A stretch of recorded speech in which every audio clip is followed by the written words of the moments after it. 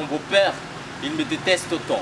Il me prend comme de bon à rien, mais je kiffe sa fille quand c'est tout le monde ensemble, on va faire un parti. De banatokian zo fomba redzoni efa zo atrano ny setsiny akiafiafina lava foana eromtsama rasinja batiapiaka tsy haiko natsapany tsy haiko natsapany fa tena tiako ny zanany nefa taon'iny zay bantako zao raha zany ovinantiny de leony tsy misy na de ho lasa masera azy zany zanany satria tsy bantako zao ny amba faniriny ara-dalana amin'ny zanany amin'ity fiainany efa saro fa mba nofinofiny de reny mpanambony reny fa tsy zay za mbola miady amin'ny fiainany fiafina mo fiainana dia nataoko tagetsa amin'ny fiainana fa mila ezaka sy faharetana amin'ny fitiavana ka na dia misy retsakasakana natao angafozana dia mbola zana foana rafotsy ana le safidiny fona même si mon beau-père me déteste tellement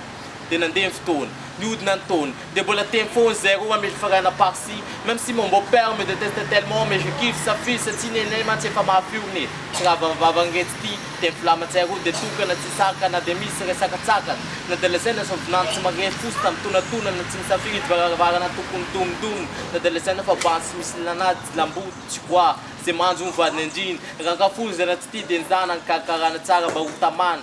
mon beau-père il me déteste vraiment. Mais je suis vraiment tombé amoureux de sa fille quand c'est tout le monde s'enzana mvavy mbola ferana par-ci. Tsy aleo vele sy manova sy pane bobaka eran-tanàna cause une bandeka manefa tsy points aloky amin'ny miaritra marina mora manova fa sarotsa kosa manadino retard efa vita c'est fallace. Du coup, j'ai entendu deux nouvelles. Mon beau-père tomba malade, il était dans un état grave et là, je me souviens tous ces mots, tout ce qu'il me dit, je me suis dit donc je dois préparer le cercueil. Mais il est de mon beau-père, mon voyant, alors je dois le respecter.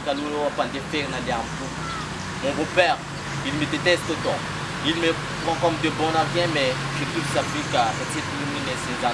pour le faire en avance.